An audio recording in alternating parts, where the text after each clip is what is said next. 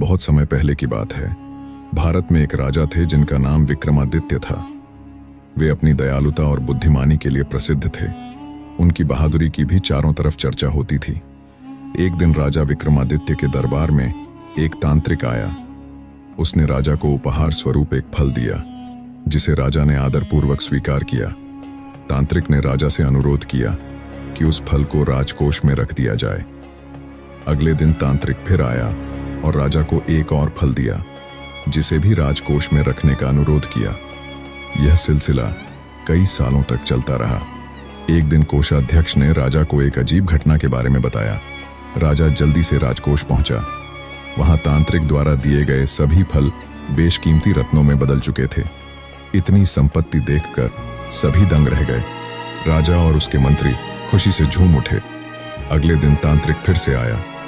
राजा ने अपने सिंहासन से उठकर उसका आदरपूर्वक स्वागत किया और कहा, महाराज, आपने हमारे दरबार में आकर हमारा मान बढ़ाया है।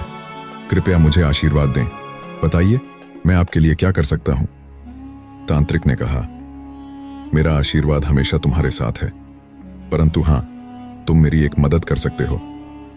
राजा विक्रमादित्य, जो हमेशा मदद करने वालों की मदद करते थे, ने तुरंत हामी भर दी।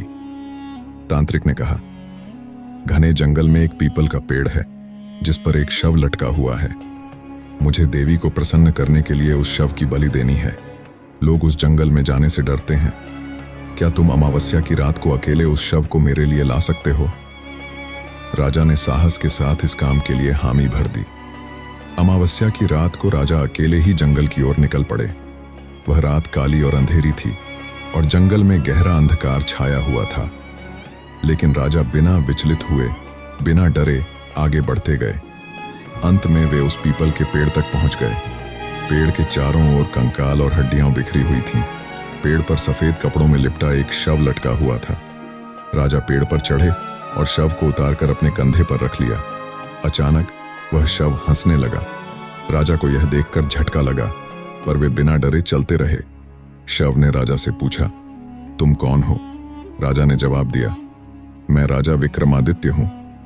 फिर राजा ने शव से पूछा, तुम कौन हो?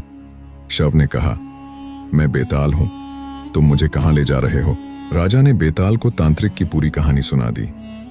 यह सुनकर बेताल ने कहा, मेरा और तांत्रिक का जन्म एक ही समय हुआ था।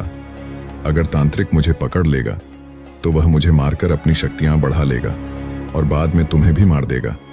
वह बहुत बड़ा धोखेबाज है। राजा सोच में पड़ गए, लेकिन फिर बोले, मैंने तांत्रिक से वादा किया है कि मैं आपको लेकर आऊंगा, चाहे मेरी जान चली जाए। मुझे अपना वादा निभाना है। बेताल राजा की ईमानदारी से प्रभावित हुआ और उसने राजा की मदद करने का निश्चय किया। बेताल ने कहा, ठीक है, मैं तुम्हें एक कहानी सुनाऊंगा और अंत में तुमसे एक सवाल पूछूंगा। अगर तुम्हारा उत्तर सही हुआ तो मैं तुम्हारे साथ चलूंगा। अगर गलत हुआ तो मैं वापस पेड़ पर चला जाऊंगा। लेकिन अगर तुम चुप रहे तो तुम्हारा सिर फट जाएगा। क्या तुम यह मानते हो? राजा ने बेताल की शर्त मान ली और उनकी यात्रा आगे बढ़ी। आगे की कहानी जानेंगे अगले भाग में। अगर आप अगला भाग देखना चाहते हैं तो हमारे चैनल को सब्सक्राइब करें